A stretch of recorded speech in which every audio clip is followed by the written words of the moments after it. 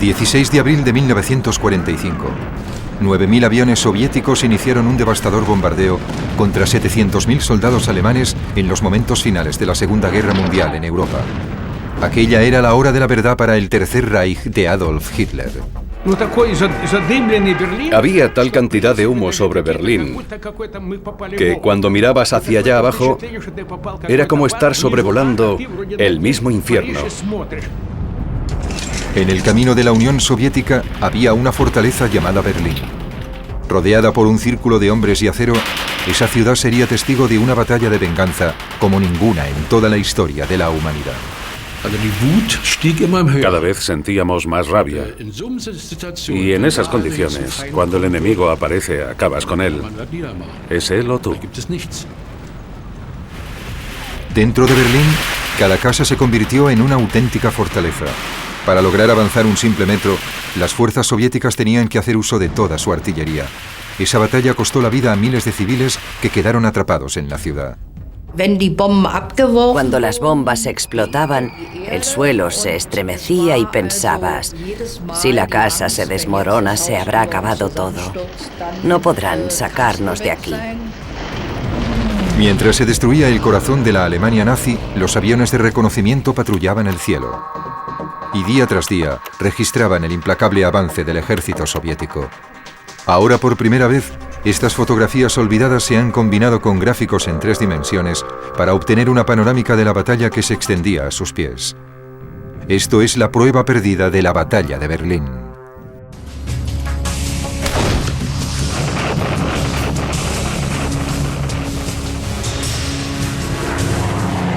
Las pruebas perdidas. La batalla de Berlín.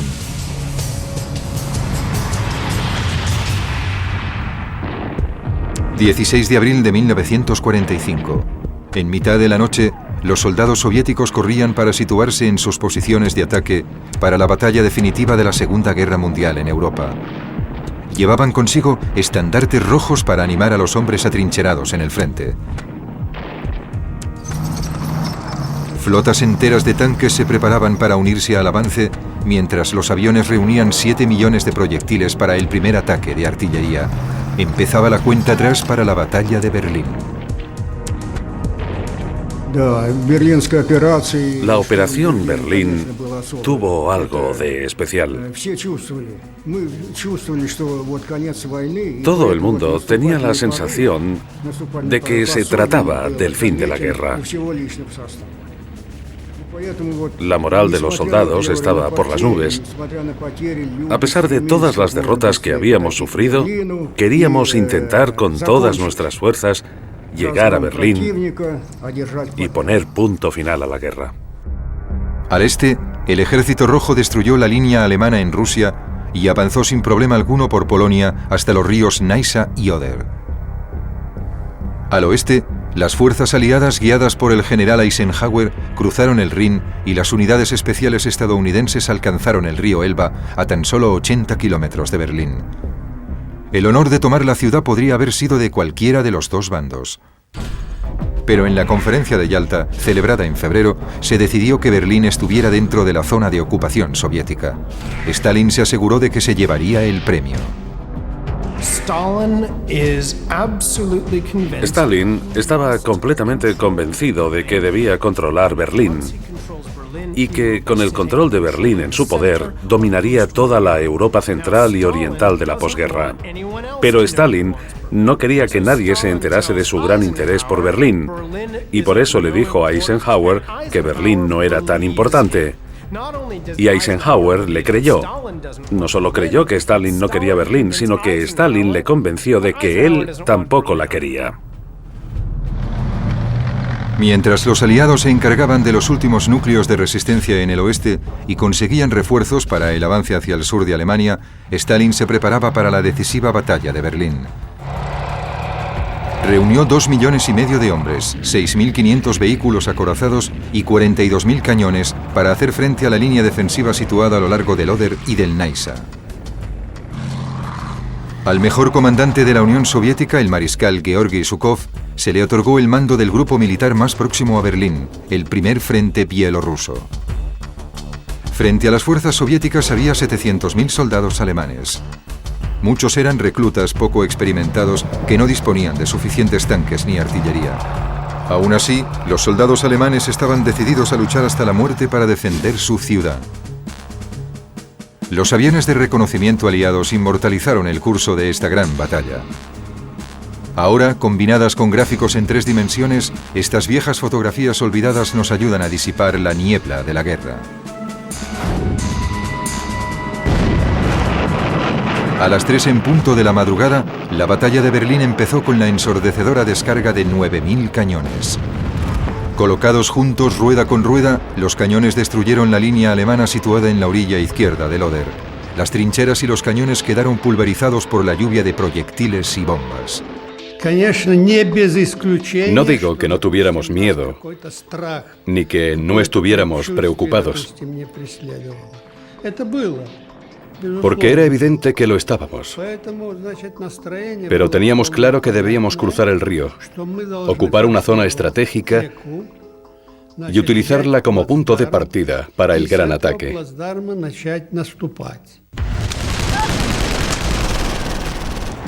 La infantería de asalto salió de sus trincheras y arrasó la línea alemana.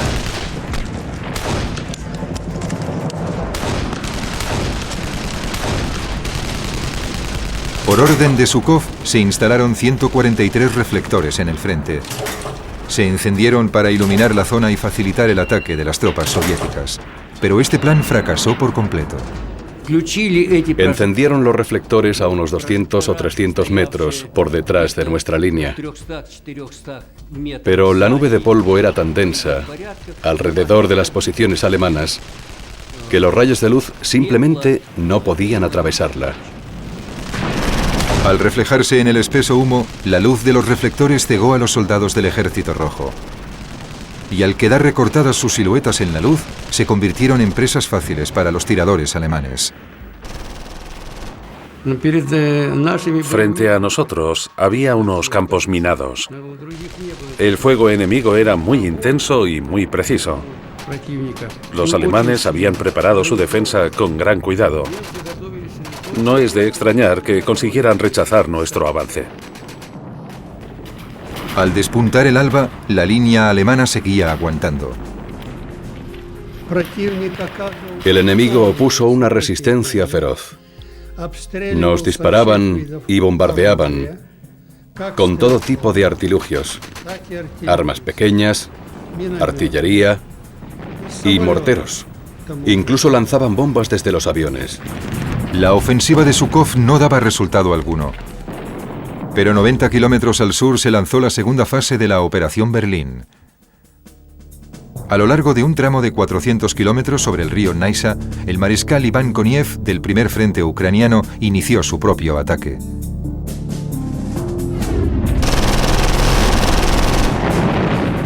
Desde 150 puntos distintos, la infantería de Koniev cruzó el río utilizando cualquier cosa que flotara.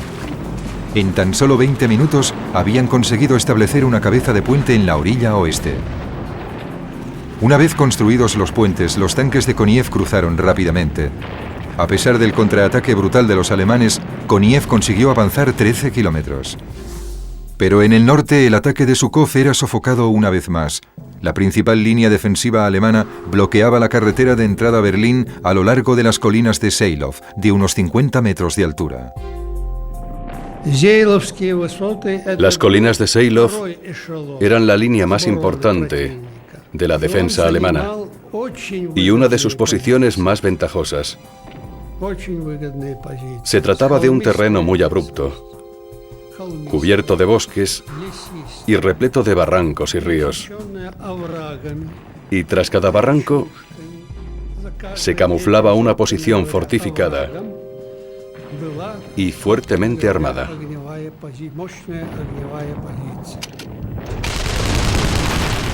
Todos los ataques contra estas colinas fueron repelidos con grandes pérdidas humanas. A las 3 de la tarde, Stalin comunicó a Zhukov que Koniev había conseguido cruzar el río. Enfurecido por el fracaso de su propio plan y por la posibilidad de que Koniev llegara antes que él a Berlín, Zhukov ordenó avanzar a 2 unidades de tanques para que acabaran con el bloqueo, pero el resultado fue un auténtico caos. Los tanques intentaron ascender por las colinas de Seilov, pero la pendiente era de 45 grados. No pudieron avanzar más de 4 o 5 metros antes de que las cadenas perdieran agarre y los tanques rodaran colina abajo. Los tanques de Zhukov avanzaron sobre Loderbrook, el pantano a orillas del río Oder, removiéndolo todo de tal forma que dificultó el avance de la artillería. En plena desesperación para intentar conseguir los plazos impuestos por Stalin, Zhukov llegó a sus tropas al límite. Al final del primer día, los defensores alemanes habían sufrido pérdidas enormes a causa de la descarga de más de 1 millón de proyectiles y bombas. Pero cada minuto que conseguían mantener al ejército de Zhukov en el Oder evitaba que la ciudad se convirtiera en una auténtica carnicería.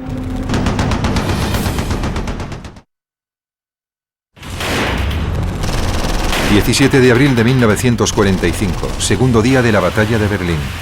La última ofensiva del Ejército Rojo para vencer a la Alemania nazi tenía